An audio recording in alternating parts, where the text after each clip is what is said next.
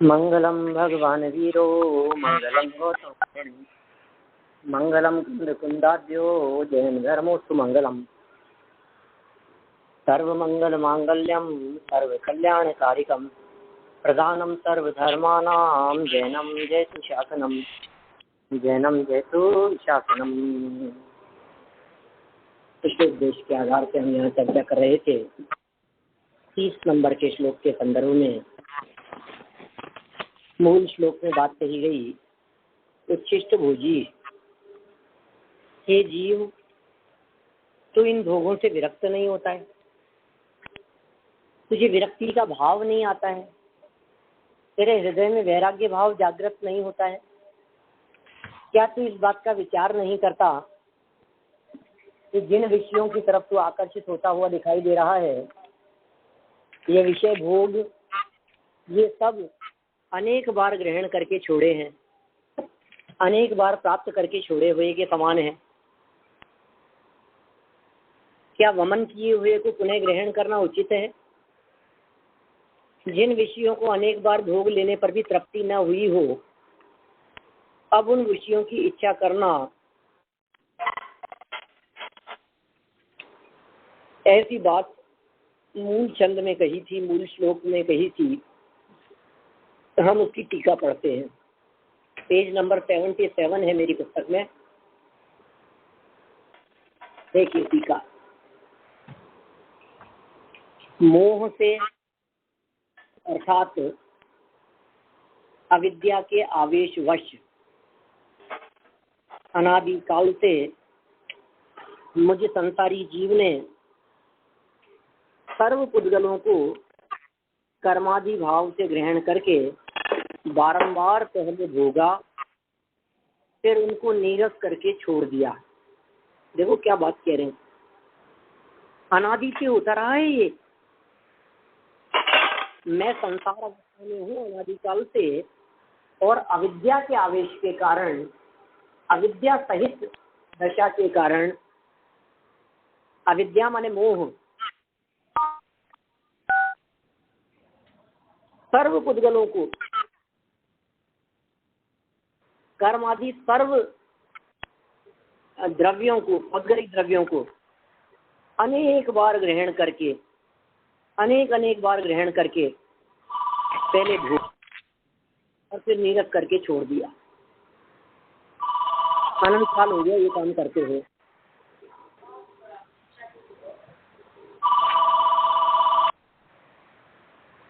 यदि ऐसा है तो स्वयं भोग करके छोड़ दी हुई, माने उच्छिष्ट अर्थात वमन के समान भोजन, गंध मालादिक में जैसे लोक को भोग कर छोड़ दिए हुए पदार्थों में स्पृहा नहीं होती, उसी प्रकार अब तत्व ज्ञान से परिणत विज्ञ अर्थात ज्ञानी पुरुष ऐसे मुझे उस उच्छिष्ट जैसे पुद्गलों में क्या स्पृहा होगी, अर्थात मुझे भी किसी भी प्रकार की स्पृहा नहीं होनी चाहिए, कदापि नहीं होगी।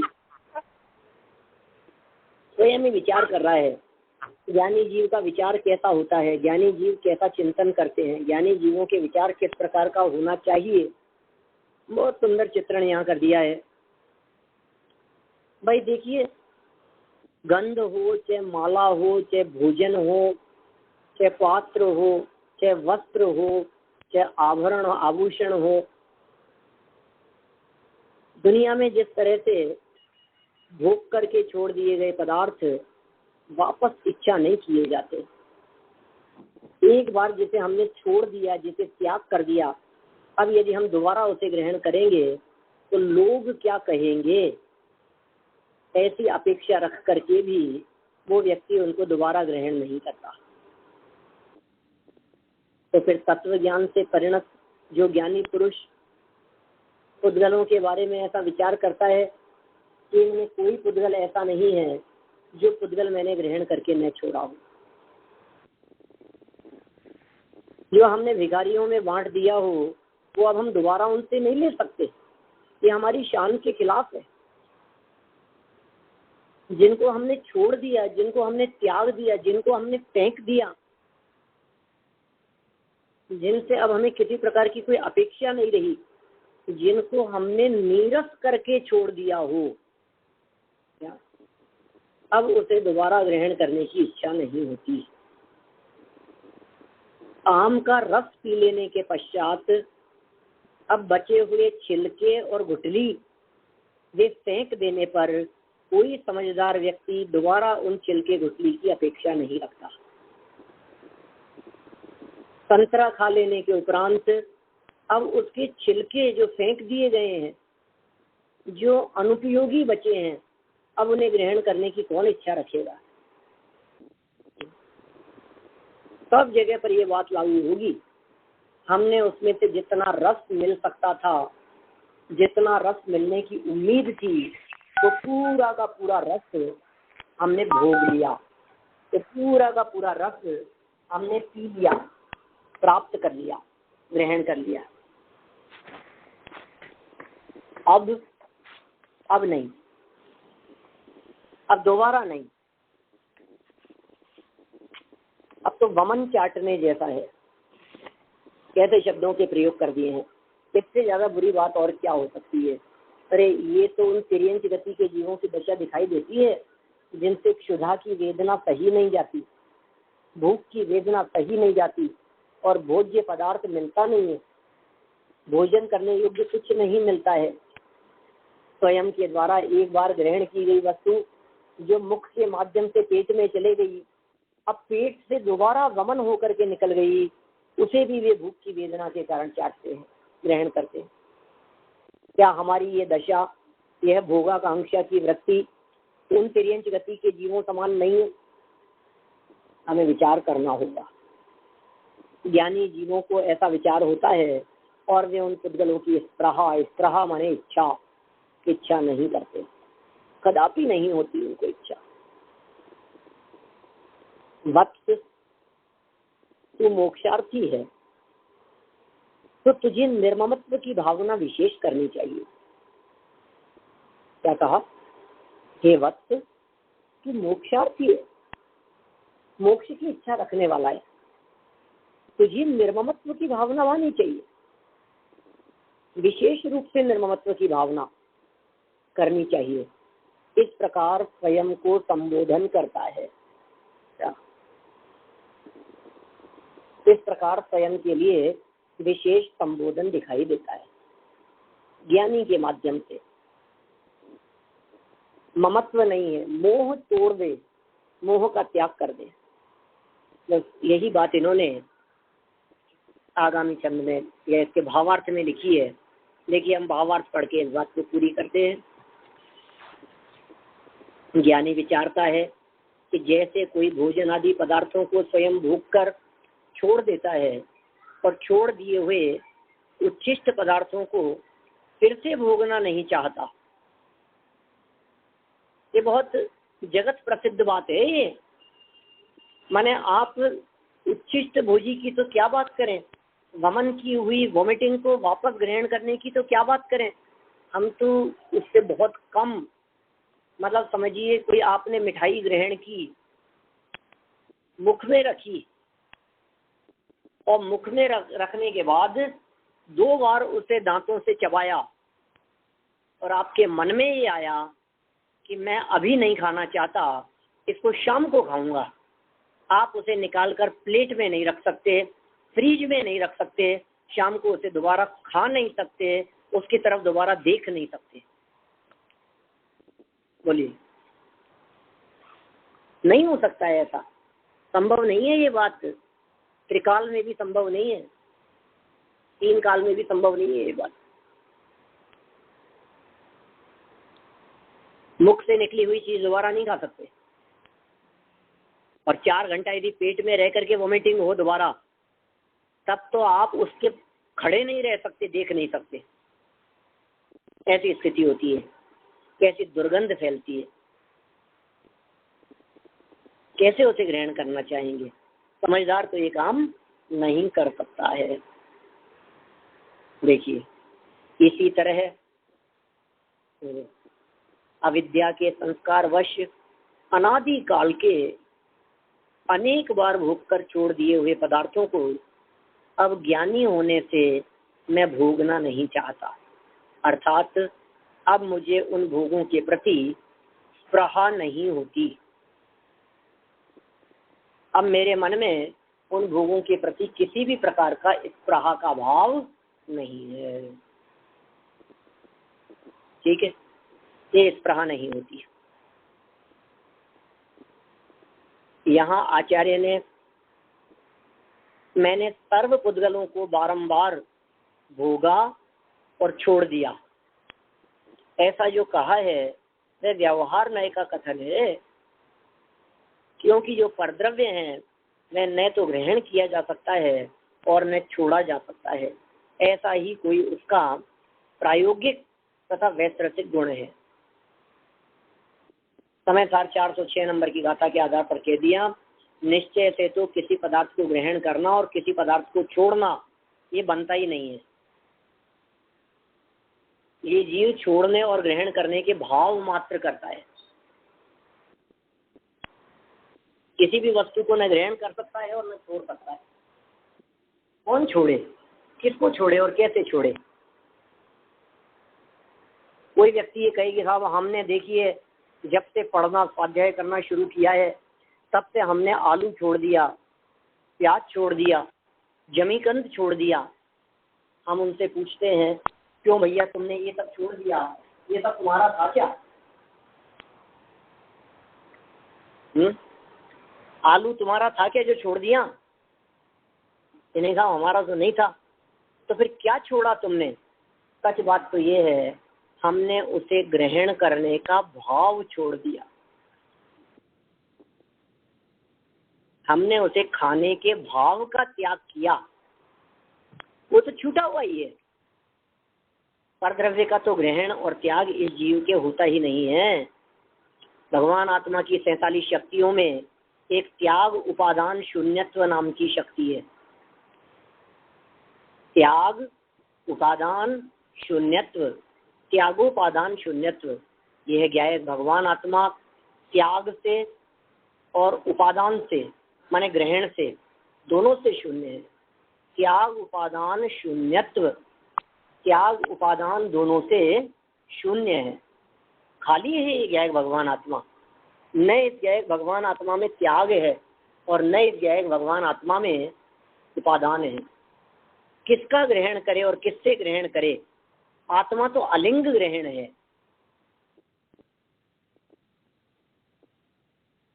आत्मा में कुछ ऐसा नहीं है जैसे इंद्रियों से ग्रहण किया जा सके। आत्मा की कुछ इंद्रियां ही नहीं है, ग्रहण कैसे करे? आत्मा के हाथ ही नहीं है, कैसे किसी चीज को उठाए? ज्ञायक भगवान आत्मा के रसना इंद्रिय ही नहीं है तो कैसे किसी पर वस्तु का स्वाद चखे? अरे एक द्रव्य दूसरे द्रव्य को अड़ता नहीं है, एक द्रव्य दूसरे द्रव्य को छूता नहीं है, टच करता नहीं है, स्पर्श करता नहीं है, सब अपने अपने गुण पर्यायों स्वभाव के साथ ही रहते हैं। समय सार की गाथा उठाओ, आज दूसरी गाथा तीसरी गाथा स्व समय की चर्चा की है, सर्वत्र सुंदरता को बतलाया है। वो सुंदरता कैसी है? वो स्वाभाविक सुंदरता, अलिप्त रहना ये सुंदरता है। मिलावट वो बदसूरती है और जिसमें किंचित मिलावट नहीं है वो स्वाभाविक सुंदरता है।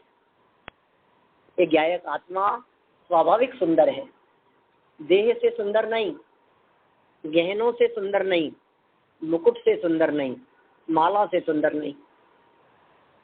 ये सब पर द्रव्य, ये सब पर पदार्थ, ये सब भिन्न पदार्थ, ये सब मुझसे न्यारे।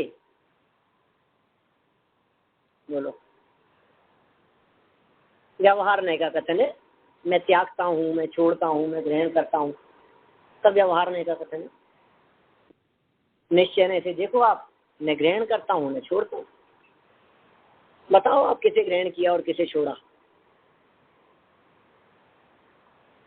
एक व्यक्ति मुनिराज के पास में बैठा था, बहुत वैभव संपन्न था, सेठ था, नगर सेठ था, अपार संपत्ति थी, वैभव की किसी प्रकार की कोई कमी नहीं थी। जमीन जायदाद रत्न आभूषण आदि खूब भरे थे घर में, तिजोरियां भरी थी, लॉकर भरे थे। मुनिराज के दर्शन करने के लिए जंगल में गया। मुनिराज सामने बैठे हैं और सेठ जी उनके नीचे चरणों में बैठा हुआ है। मैं आपसे पूछता हूँ कि सेठ जी परिग्रही है या नहीं है? साथ में कुछ भी नहीं ले गए हैं, ध्यान दीजिएगा, एक भी चीज सेठ जी के साथ में नहीं है। मोटर गाड़ी भी बाहर दरवाजे पर है, अंदर नहीं आई है। तिजोरी का माल तिजोरी में है, दुकान दुकान की जगह है, व्यापार बिजनेस लॉकर सब अपने अपने स्थान पर है। अभी सेठ जी मुनिराज के सामने बैठे हुए हैं हाथ जोड़कर। मैं आपसे पूछता हूँ वे सेठ जी परिग्रही हैं या नहीं है? ये अपेक्षा से क्या कहना है? अपेक्षा से कहना पड़ेगा कि उनके भाव कैसे हैं उस समय, कि ये मेरा है ऐसे भाव है तो परिग्रही है। सोचते हैं कि ये तो मेरा कुछ पर तो मेरा है नहीं तो अपरिग्रही है। लेकिन फिर भी अभी तक तो वे परिग्रही कहलाएंगे, क्योंकि कोई व्यक्ति मुनिराज के पास में चले जाने मात्र से अपरिग्रही नहीं हो जाता। वैभव संपन्न है, सेठ जी हैं, परिग्रही तो है ही, परिग्रह तो है ही उनके। ठीक बात है ना? हाँ जी। मुझे ये बताइए, आप यदि वहां से लौटकर अभी अमेरिका से यहाँ इंडिया यदि आते हैं, जयपुर आते हैं, और आपके अमेरिका का मकान संपत्ति सब वहाँ रखी हुई है, तो क्या आप यहाँ आने पर अपरिग्रही हो जाते हैं? नहीं, परिग्रह। जब हम फ्लाइट में बैठे होते हैं तो अपरिग्रही नहीं होते ना? नहीं। क्या जब हम बाथरूम में होते हैं तब तो अपरिग्रही नहीं होते? नहीं होते। नहीं होते। सेठ जी भी परिग्रही हैं, सबका यही मानना है। मैं आपसे कहता हूँ कि सेठ जी के पास में तो परिग्रह बिल्कुल नहीं है, फिर भी आप उनको परिग्रही कह रहे हो। कि हाँ साहब कह रहे हैं, ऐसा ऐसा होने या नहीं होने से क्या होता है? सारे जमीन जायदाद इतनी उनके नाम है, इतनी संपत्ति उनके नाम है, तो परिग्रही है ही। पास में होने नहीं होने से क्या फर्क पड़ता है? तो फिर मैं कहता हूँ, वहां सामने बैठे बैठे उन्होंने मुनिराज का धर्मोपदेश सुना, और धर्मोपदेश सुनकर उनके भाव बदल गए। दीक्षा लेने का परिणाम उनके मन में जागृत हो गया। अभी वहीं बैठे हैं और बैठे बैठे मुनिराज से कहते हैं, ये मुनिराज मुझे दीक्षा प्रदान कीजिए। और मुनिराज उसे दीक्षा देते हैं सेठ को। आप बतलाइए, वो सेठ परिग्रही है या नहीं है? नहीं है। अब नहीं है और पहले नहीं था। है अब। हाँ, अभी भी जमीनें, दुकान, व्यापार, रोजगार सब उसके नाम है। सारा बैंक बैलेंस सेठ जी के नाम है अभी। फिर भी नहीं है वो अभी परिग्रही, परिणाम बदल गए हैं। फिर भी नहीं है परिग्रही। हाँ। क्या छोड़ा उन्होंने? सब कुछ तो ऐसा का ऐसा है जैसा 10 मिनट पहले था। अंतरंग का जो परिग्रह था वो छूट गया, तो बाहर का ऑटोमेटिक छूट गया। बस इतनी सी बात है, इतनी सी गणित है बस। क्या छोड़ा और क्या ग्रहण किया? कुछ भी नहीं छोड़ा और कुछ भी नहीं ग्रहण किया। ये छोड़ना और ग्रहण करना तो व्यवहार की भाषा है। निश्चय से देखा जाए तो उसके प्रति ममत्व छूटा है, अपनापन छूटा है, अपनापन टूटा है। और ये अपनापन के टूटने का नाम ही अपने में अपना है, अपनापन है। पर से अपनापन टूट गया, अपने में अपनापन हो गया। 5 मिनट पहले तक परिग्रही थे और अब 5 मिनट बाद में अपरिग्रही हो गए। गजब हो गया। क्या चमत्कार है वस्तु स्वरूप। यही बात कहना चाह रहे हैं। निश्चय से देखो तो कुछ ग्रहण नहीं है, कुछ छोड़ा नहीं है। पर वस्तु का ग्रहण त्याग इस जीव के होता कहाँ है? हम बात किसकी करें? पर वस्तु को अपना मान करके ममत्व भाव रखता था, इसलिए परिग्रही था। और पर वस्तु के प्रति अपनापन तोड़ दिया, इसलिए अपरिग्रही हो गया। जमीन जायदाद हमारे नाम होने और नहीं होने से कोई फर्क नहीं पड़ता है। उन संयोगों के बीच में बने रहने से भी कोई फर्क नहीं पड़ता है। क्या हो सकता है? दीक्षा लेने का निर्णय और दीक्षा प्रदान करने की स्वीकृति हो जाने के पश्चात वस्त्र उतरते उतरते भी, अभी वस्त्र तन पर बने रहने पर भी वो अपरिग्रही हो गया। राग टूट गया। जैन दर्शन कहाँ से पकड़ता है बात है, कौन सी बात को ग्रहण करता है? व्यवस्था बड़ी गजब की है भाई। यहाँ कह रहे हैं अनेक बार ग्रहण किया, अनेक बार छोड़ा। यह जो बात कही जा रही है, यह बात व्यवहारने की अपेक्षा से कही जा रही है, क्योंकि निश्चय से जो परद्रव्य हैं वह न तो ग्रहण किया जा सकता है और ना छोड़ा जा सकता है। सच में आप पदार्थों को ग्रहण भी नहीं कर सकते। मैं कहता हूं आप ग्रहण कीजिए। आपने आपके घर से 100 किलोमीटर 100 मील दूर आपने कोई जगह जमीन खरीदी, क्या किया बताओ आपने? उसमें क्या किया किताब? अब वो जमीन हमारी हो गई, ममत्व किया, ममत्व किया है। अब मैं कहता हूँ ग्रहण करो उसको, 100 किलोमीटर दूर वाली जमीन को ग्रहण करो। कैसे ग्रहण करोगे? लो जमीन को उठाओ, थोड़ा सा हाथ में लो उस जमीन को। हाँ, कैसे ग्रहण करता है ये जीव? किस प्रकार ग्रहण होता है?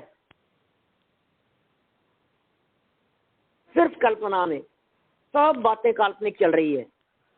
रंच मात्र भी जगह है इधर से उधर नहीं गई, 1 इंच भी जमीन इधर से उधर नहीं खिसकी। पहले अपनापन किसी और का था, अब अपनापन हमने कर लिया। चलो मेरे को तो इस बात का जवाब दो कि वो ग्रहण करने में क्या आया? जमीन, मिट्टी, पत्थर, जगह, अपनापन, क्या चीज आ गई? किस चीज को हाथ से उठा लिया? हुआ उस पर, अपनापन ग्रहण किया, सिर्फ और सिर्फ अपनापन। एक कागज हाथ में आया उसका कि जमीन मेरी है, टाइटल। बस वो कागज। हमारी पूरी की पूरी लाइफ आज के समय में कागजों में सिमट कर रह गई है। पहले के जमाने में संपन्न लोगों के पास में धन हुआ करता था। पहले के लोग जो संपन्न होते थे उनके पास में सोना होता था, चांदी होते थे, रत्न होते थे, अशर्फियां होती थी, सोने की गिन्नियां हुआ करती थी। और आज संपन्नता के नाम पर हमारे पास में कागज के टुकड़ों के अतिरिक्त और कुछ नहीं है, सिर्फ कागज के टुकड़े हैं। जमीन जायदाद हैं तो उनके पेपर हैं, शेयर्स हैं तो उनके पेपर हैं, म्यूचुअल फंड वगैरह में कहीं इन्वेस्टमेंट हैं तो उनके पेपर हैं, बैंक की एफडीआं वगैरह करा रखी है तो उनके पेपर हैं, और नोट हैं तो उनके पेपर हैं। पेपर ही तो हैं, कागज ही तो हैं वो नोट। डॉलर हैं तो क्या हुआ? सब कुछ कागजों में रह गया है, कागजों में सिमट कर रह गया। कैसे संपन्न हैं हम? क्या कीमत है उन कागजों की?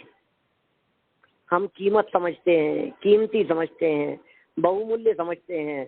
आप कहेंगे अरे पंडित जी, कीमत उस कागज की नहीं है, उस कागज में क्या लिखा है उस चीज की है। ये डॉलर को आप साधारण कागज का टुकड़ा मत कहो। क्या एक बार कहा किसी व्यक्ति ने डॉलर से, अरे तू क्या अभिमान करता है, तू तो महज एक कागज का टुकड़ा ही तो है। तो डॉलर ने भी पलट करके जवाब दिया कि हाँ, तुम्हारा कहना तो सच है कि मैं महज एक कागज का टुकड़ा हूँ, लेकिन मैंने आज तक कभी डस्टबिन का चेहरा नहीं देखा। बात तो सच्ची है भाई, लेकिन है वो कागज। आज यदि उस डॉलर को बंद कर दिया जाए गवर्नमेंट के द्वारा और वो एक्सचेंज की खबर आए और हम एक्सचेंज नहीं करा पाए, हमारे पास रह जाए, तो वे कागज के टुकड़े किसी काम के नहीं होते, घर के छोटे छोटे 2-4 साल के बच्चों को खेलने देने के अलावा। वो किसी काम के नहीं है, खेलो, बेकार हो गए। अब वो अब रद्दी हो गए। मैं कहता हूँ आपके पास में एफडी थी और वो एफडी रिन्यू होकर के नई आ गई, अब वो पुराना एफडी का पेपर आपके किस काम का है? रद्दी हो गया वो। जिसको इतना संभाल के तिजोरी में रखा हुआ था, अब वो एफडी मैच्योर हो जाने के बाद, रिन्यू हो जाने के बाद, वो पुराना पेपर वो किसी काम का नहीं रहा, खत्म। इसलिए यहाँ ये कहा है भैया, कुछ भी ग्रहण करने में नहीं आता। ये ग्रहण करना और छोड़ना ये सेवा है, और दूसरा कुछ नहीं है। ठीक है, क्योंकि जो परद्रव्य है वह न तो ग्रहण किया जा सकता, देखो किया नहीं है ये नहीं कह रहे कि तुमने परद्रव्य ग्रहण नहीं किया, ये नहीं कह रहे कि तुमने परद्रव्य को नहीं छोड़ा, यहाँ कह रहे हैं किया जा सकता नहीं है, छोड़ा जा सकता नहीं है। क्या आप उसको छोड़ सकते नहीं हो, आप उसको ग्रहण कर सकते नहीं हो। क्या समझ में आ रही है आपके? हाँ, यहाँ वास्तविकता बताई है ना, चीज की वास्तविक, ये वास्तविकता बताई। हाँ हाँ, हम सारी दुनिया जोड़ने और छोड़ने के चक्कर में लगी है, तो ये कोई समझने के लिए स्वीकार ही नहीं करता कि मैं छोड़ और जोड़ ही नहीं सकता। बोलो ये कैसे रहस्य खोले हैं? बोलो, मुझे लगता है ये सब संतों ने लिखे तो थे ये, लेकिन यदि पूज्य गुरुदेव श्री यदि नहीं होते तो सच में ये रहस्य निकल करके हमारे सामने नहीं आते। बंद पड़े थे ये सारे के सारे रहस्य तिजोरियों में, जो खुल करके सामने आया, सही रूप में खुल करके आज हमारे सामने आया है कि न पर वस्तु ग्रहण करने में आती है, न पर वस्तु छोड़ने में आती है। 99.99% लोग ऐसे हैं जो लोग जोड़ने के चक्कर में लगे हुए हैं सुखी होने के नाम पर, जिनके दिलो दिमाग पर सिर्फ सुखी होने के नाम पर जोड़ने की धुन सवार है। हाँ जी, ठीक बात है। और जोड़ लूं और जोड़ लूं और जोड़ लूं और इकट्ठा कर लूं, सिर्फ जोड़ना चाहता है, यहाँ तक कि भोगना भी नहीं चाहता, क्योंकि ये समझता है कि यदि मैं भोग लूंगा तो जुड़ नहीं पाएगा, इकट्ठा नहीं हो पाएगा। मुझे इकट्ठा करना है, खर्च नहीं करना है, संग्रह करना है मेरे को। अन्यान्यों का फेर है। किस लिए? फ्यूचर के लिए, भविष्य के लिए, आगे आने वाले काल के लिए, अभी के लिए नहीं। अभी तो कष्ट पाकर के भी जोड़ लो, कोई बात नहीं, मत खर्च करो। 99.99% लोगों की बात बतला रहा हूं मैं आपको ये। हाँ, 0.01% लोग मिलेंगे कुछ जो ये कहेंगे कि अरे भैया इस जोड़ने में कुछ नहीं रखा है, सब यहीं छोड़ करके चला जाएगा, इसलिए जोड़ने में अपनी बुद्धि मत लगा, छोड़ने की सोच। और वे छोड़ने में लगे हैं। आज इतना छोड़ दिया, आज इतना छोड़ दिया, आज इतना परिमाण ले लिया, आज इतने का संकल्प कर लिया, आज तन से कपड़े भी उतार दिए। देखो आप, धीरे धीरे करके सब छोड़ना चाह रहा है, छोड़ने की धुन सवार है। किसके नाम पर? सुखी होने के नाम पर। पहले क्या करता था? सुखी होने के नाम पर जोड़ता था। अब थोड़ा समझदार हो गया है तो सुखी होने के नाम पर छोड़ने की बातें करता है। अब यहाँ आचार्य देव क्या कह रहे हैं? दोनों ही मूर्ख हैं। वो 99.99% वाले भी और 0.01% वाले भी, ये दोनों ही प्रकार के मूर्ख हैं और दोनों ही एक जैसे मूर्ख हैं हमारी दृष्टि में। क्या बात कर रहे हो साहब? हम लोगों को उन लोगों की तरह गिन रहे हो आप, हम लोगों को उनकी जैसे मान रहे हो आप, जो लोग जोड़ने में लगे हैं, भोग विलासिता में लगे हुए हैं, भोगों के पीछे भाग रहे हैं। क्या हम भोगों का त्याग करने वाले भी उनके जैसे हैं? भोगों को भोगने वाले और भोगों के त्याग के पीछे पड़े रहने वाले दोनों ही एक समान हैं। सच में तो ज्ञानी वे हैं जो इस बात को जानते हैं कि मैं पंचेंद्रिय विषयों को भोगता ही नहीं हूँ। मैंने आज तक पंचेंद्रिय विषयों को भोगा ही नहीं है। ये पंचेंद्रिय विषय मेरे माध्यम से भोगे ही नहीं जा सकते। ये रहस्य वाली बात है, ये मार्मिक बात है, ये सैद्धांतिक बात समझ में आए बस हमारे। हाँ बोलिए ना, कुछ बोल रहे हैं?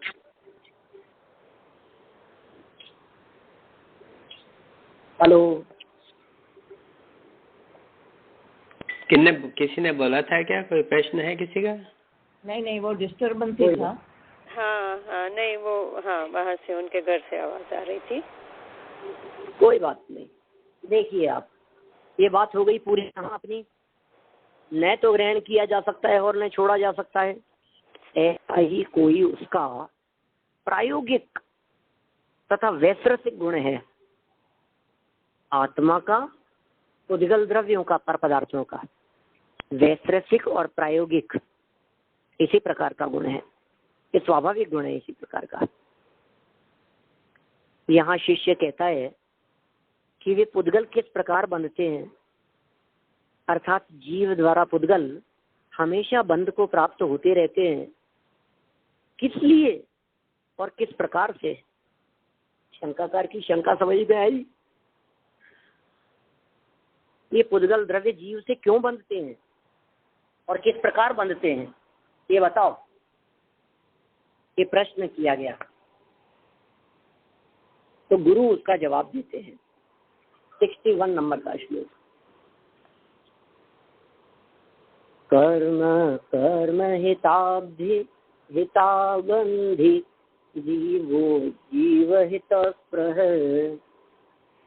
स्वप्रभाव भूत भूयस्वे स्वार्थम को वान वांछति। क्या कहा? जीव जीव का हित करे, कर्म कर्म की वृद्धि, निज बल सत्ता सब चहे, को न चहे निज रिद्धि। क्या कहा? जीव जीव का हित करे, जीव जीव का हित करे और कर्म कर्म की वृद्धि करे। जीव तो जीव का ही हित चाहता है, कर सकता है। और कर्म क्या करते हैं? कर्म की वृद्धि करते हैं। निज बल सत्ता सब चाहे, अपने अपने प्रभाव से अपनी अपनी बढ़ती अपनी अपनी सत्ता सब चाहते हैं। कौन चाहे निज रिद्धि, कौन अपनी रिद्धि को नहीं चाहेगा, कौन अपनी स्वभाव सामर्थ्य को नहीं चाहेगा? क्या सब अपनी अपनी स्वभाव सामर्थ्य को चाहने वाले यहाँ दिखाई देते हैं। ये मूल श्लोक है। देखिए अन्वय।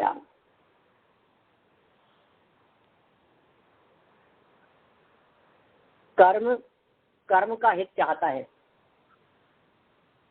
कर्म क्या चाहता है? अपना। कर्म अपना ही हित चाहता है। और जीव क्या चाहता है? जीव का हित चाहता है। कर्म कर्म का हित चाहेगा, जीव जीव का हित चाहेगा। अपना अपना प्रभाव बढ़ने पर कौन अपना स्वार्थ नहीं चाहेगा? देखिए, यद्यपि कर्म में किसी प्रकार का कोई इच्छा नामक गुण नहीं है, कर्मों की इच्छा नहीं होती, कर्मों की चाहना नहीं होती, तो फिर यहाँ ये बात कही गई है, क्या कहना चाहते हैं? ये तो कहना चाहते हैं, आप समझ लीजिए, इसी तरह की शैली में प्रयोग कर रहे हैं कि कर्म को क्या प्रॉब्लम है, कर्म क्यों नहीं चाहेगा अपने को, कर्म अपनी फौज को बढ़ाना क्यों नहीं चाहेगा, कर्म अपने परिवार की वृद्धि क्यों नहीं चाहेगा। देखो, दुनिया में कहीं इलेक्शन होते हैं, किसी जगह पर किसी संपत्ति को लेकर कहीं विवाद होता है, कहीं वोटिंग होनी होती है, तो हम सब अपने अपने फेवर वाले लोगों को चाहते हैं, जो हमारा फेवर करेंगे, जो हमें वोट देंगे। उस व्यक्ति को बुलाओ, उसको लाओ, ये अपना है। क्यों? अपनी चीज बढ़नी चाहिए, अपना वोट बढ़ना चाहिए, अपनी सामर्थ्य बढ़नी चाहिए। समझ रहे हैं आप? हर व्यक्ति यही चाहता है। हाँ जी, प्रकृति का यही नियम है। सही बात है। हमने कहा जीव में और कर्म में झगड़ा हो गया। कर्म कह रहा था कि मैं बलवान हूँ, जीव कह रहा था कि मैं बलवान हूँ। हो गया झगड़ा, आपस में कहा सुनी हो गई, तू मैं हो गई। कि दोनों ने कहा ठीक है, कौन बलवान है देख लेंगे, कुरुक्षेत्र में हल्दी घाटी के मैदान में पता लग जाएगा कौन कितना ताकतवर है। दूध का दूध और पानी का पानी सामने हो जाएगा। दोनों ने एक दूसरे को चैलेंज कर दिया। समय नक्की हो गया। अब बोलो, अब क्या होगा? अब दोनों लोग क्या करेंगे? कर्म क्या करेगा और जीव क्या करेगा? जीव युद्ध के लिए तैयारियों में लग जाएगा और कर्म भी युद्ध के लिए तैयारियों में लग जाएगा। और तैयारियां क्या होगी कि कर्म अपने बल की वृद्धि करना चाहेगा और जीव अपने बल की वृद्धि करना चाहेगा। दो राजाओं में, दो योद्धाओं में जब युद्ध की घोषणा होती है तो अपने अपने सैन्य बल, अपनी अपनी शक्ति, अपनी अपनी सामर्थ्य को बढ़ाने का ही प्रयास किया जाता है। यही होता है, यही तो चाहते हैं। और क्या चाहेंगे बताओ? यही बात है श्लोक के अंदर लिखी गई है। कर्म क्या चाहता है और जीव क्या चाहता है? कर्म कर्म की वृद्धि करना चाहता है और जीव जीव का हित चाहता है। निज बल और सत्ता सब चाहते हैं। कर्म जीव की सत्ता मिटाना चाहता है, जीव कर्म की सत्ता मिटाना चाहता है। कर्म के भारी प्रयास रहते हैं कि जीव की सत्ता मिट जाए, और कई कई बार तो इस हद तक वो सफल हो जाता है कि जीव का ज्ञान अक्षर के अनंतवें भाग रह जाता है। बोलो, इस हद तक सफल हो जाता है वो कर्म। और जीव क्या चाहता है? जीव भी ये चाहता है कि मैं इस कर्म की सत्ता का नाश कर दूं। किसी ने प्रश्न किया, अरे साहब ये क्या हो रहा है, ये तो गलत बात हो रही है, कर्म खुद के बारे में सोच रहा है, जीव खुद के बारे में सोच रहा है। तो फिर आचार्य देव ने जवाब दिया, इसमें क्या गलत है भैया? सब अपने अपने प्रभाव को बढ़ाना चाहते हैं, इसमें क्या आश्चर्य है? कौन अपना स्वार्थ नहीं चाहेगा? कौन अपना भले की वांछा नहीं करेगा? कौन अपने हित की बात नहीं चाहेगा?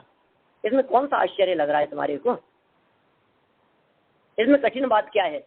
मैं यदि अपने भलाई के बारे में सोचता हूँ तो क्या गलत सोचता हूँ? मैं यदि अपने हित के बारे में विचार कर रहा हूँ तो क्या गलत सोचता हूँ? अच्छा ही सोचता हूँ, अच्छा ही सोच रहा हूँ। इसी में मेरी भलाई है, इसी में मेरा हित है। कर्मों को भी सोचना चाहिए, हमें भी सोचना चाहिए। कर्म अपने हिसाब से सोचेंगे, जीव अपने हिसाब से सोचेंगे। समझ में आ गया अन्वयार्थ इसका? हाँ जी। शुरू करें टीका अपन है अपने पास में 2-5 मिनट 5 मिनट। हाँ जी। देख टीका। कत्थवी गहराई, कत्थवी कत्थवी गहराई किसी समय जीव बलवान होता है तो किसी समय कर्म बलवान होता है। इस प्रकार जीव और कर्म का पहले से अनादि से विरोध अर्थात वैर चला आया है। ठीक है, एक तरफा नहीं है बात। जीव ही जीता और कर्म हारा, ये बात एक तरफा नहीं चलेगी। हाँ, जब आप मुक्ति तक की बात करेंगे तो फिर हम एक तरफा बात कहेंगे कि जीव जीत गया। लेकिन संसार अवस्था की यदि आप बात करेंगे तो कभी जीव बलवान होता है, कभी कर्म बलवान होता है।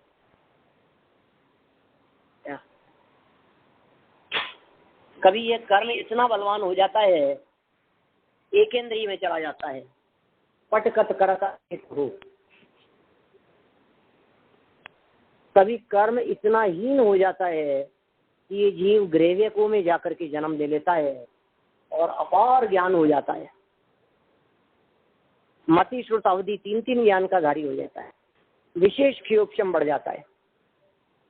संसार दशा की बात कर रहे हैं, अनंत बार हो चुका है ऐसा। कभी जीव बलवान रहा तो ज्ञान क्षयोक्षम योग्यता बहुत बढ़ गई, रिद्धियां बहुत बढ़ गई। कभी कर्म बलवान हुआ तो सारी की सारी रिद्धियां कर्म ने वापस छीन ली।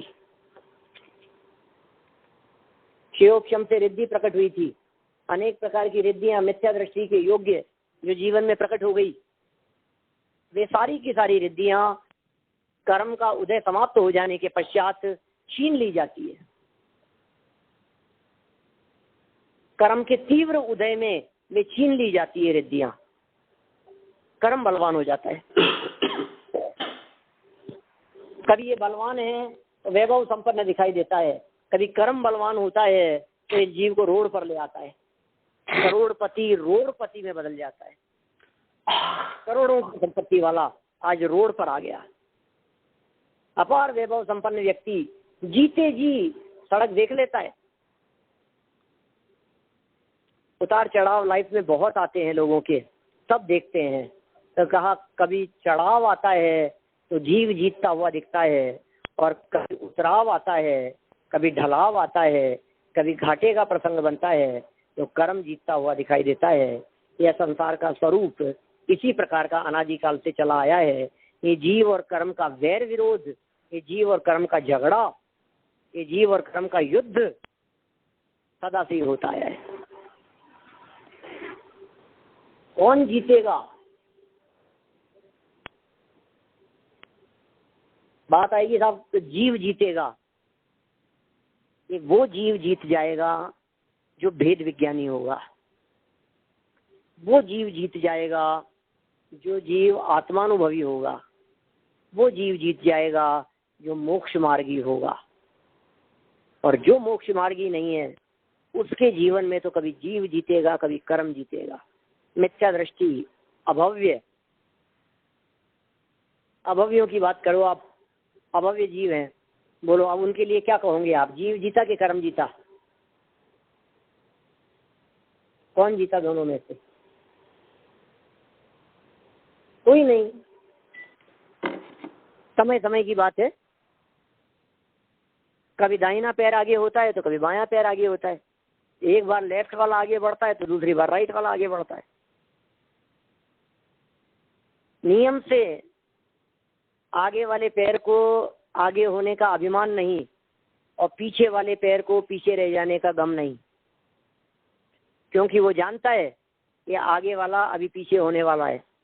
जो पीछे रह गया है वो जानता है मैं भी आगे होने वाला हूँ, अगला दाव मेरा आएगा तो मैं आगे जाऊंगा। और वो जानता है आगे वाला भी कि मैं भले ही आगे आ गया हूँ लेकिन नेक्स्ट चांस में मुझे पीछे जाना है। ये नियम है प्रकृति के, स्वरूप है इसी प्रकार के। कितना सुंदर वाक्य कह दिया गया, बहुत मार्मिक वाक्य है, बड़ा मजेदार है। पंडित जी, अनेकांत, इसी का नाम अनेकांत है जनागम का। यह अनेकांत पद्धति है। किसी समय जीव बलवान होता है तो किसी समय कर्म बलवान होता है।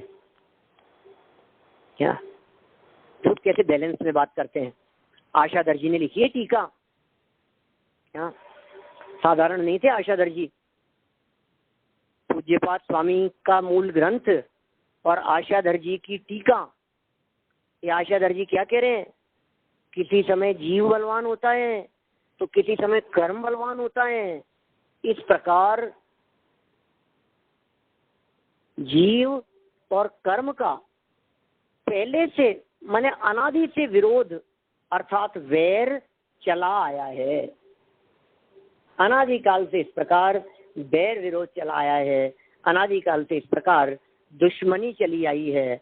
अनादिकाल से इस प्रकार छल चला आया है, झगड़ा चला आया है। तो साहब कुछ रिजल्ट नहीं निकला क्या अनादिकाल से? हैं? नहीं निकला, आज तक कोई रिजल्ट नहीं निकला। जब रिजल्ट नहीं निकला तो फिर कौन जीता कौन हारा क्या कहें? कुछ नहीं कहा जा सकता। हाँ, लेकिन फिर भी एक बात बताऊं मैं, फिर भी इसी तरह के युद्ध अतीत काल में और भी बहुत सारे जीवों ने किए थे, और उनमें हर 6 महीने 8 साल में 608 जीव विजय को प्राप्त करके मुक्त हो रहे हैं। इस आधार पर यह कहा जा सकता है कि जीत तो जीव के पाले में है, कर्म के पाले में नहीं। पुरुषार्थियों की जीत है, इन पुरुषार्थियों की नहीं। देखिए, इस कथनानुसार, ये जो कथन किया है, इस कथन के अनुसार पूर्वोपार्जित बलवान कर्म, द्रव्य कर्म और कर्म का अर्थात अपना ही हित करता है, अर्थात जीव में औदैहिक आदि भावों को उत्पन्न करके नए नए द्रव्यों का ग्रहण करके अपने संतान को, अपने प्रवाह को वो पुष्ट करता है, चालू रखता है, ऐसा अर्थ है। माने वो कर्म अपनी संतति को बढ़ा रहा है, कर्म अपने उसको पुष्ट कर रहा है, अपने स्वभाव को पुष्ट कर रहा है। इस तरह की बात यहाँ कर्म के संदर्भ में की गई। और जीव कृतम यथा परिणाम मानस्य, और जीव के द्वारा किए गए जो हैं उससे जीव भी बलवान होता है अपने पुरुषार्थ से। ये बात पुरुषार्थ सिद्धि उपाय में आगे कही है। तो इस तरह से कभी कोई और कभी कोई ऐसे अनेकांतात्मक स्वरूप को बतलाया है। टीका में और भी मार्मिक बातें कही है। कल अपन इस विषय को और आगे बढ़ाएंगे। अभी जनवाणी स्थिति यावाणी के ज्ञान से तुझे लोकालोक तो वाणी मस्तक नमो सदा देत हूँ ढोक सदा देत हूँ ढोक। 9 बारों का